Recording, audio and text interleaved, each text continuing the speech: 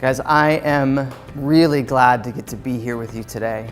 And I'm honored that you would give me the time to be with you because we get to talk about stuff that I believe in and has been super helpful for me in setting a trajectory for a life that I like.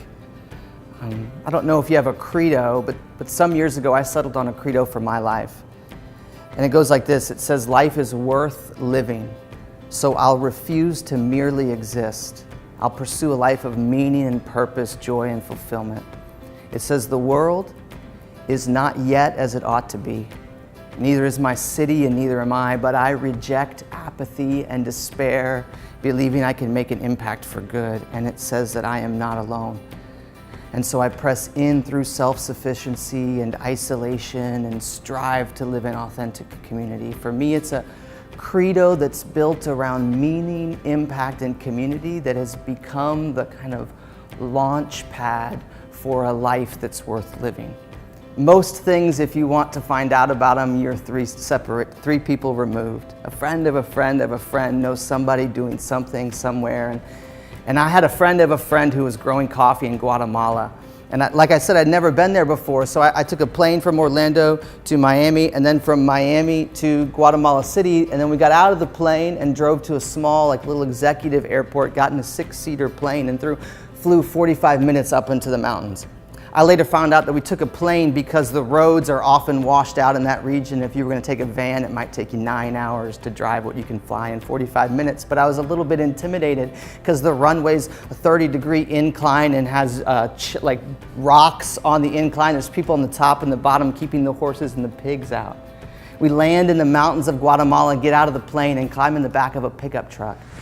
And I don't speak Spanish, and so I'm a little bit uncomfortable as I'm riding in the back of the pickup truck in the mountains of Guatemala, and folks walking on the side of the road start jumping up in the back of the pickup truck with us. I guess in that part of the country, if you got a car, everybody bums a ride.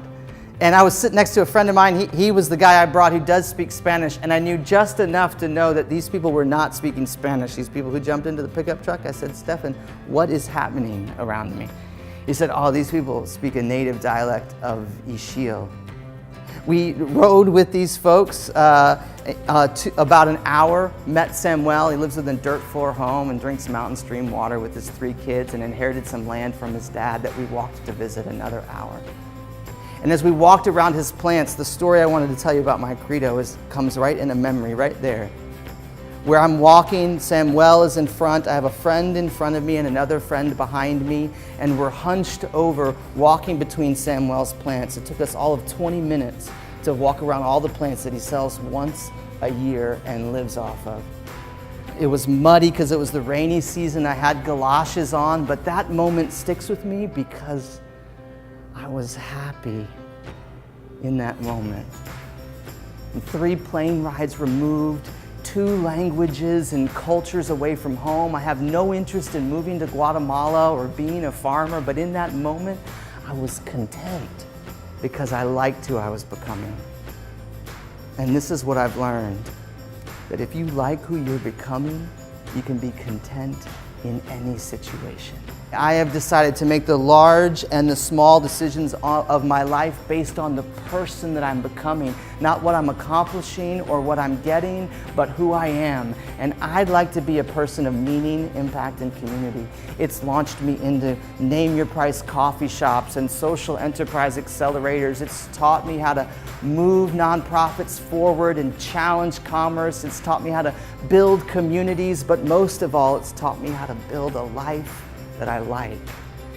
And so I hope we get to think today a little bit about who you'd like to be, not what you'd like to get done, but who you'd like to be.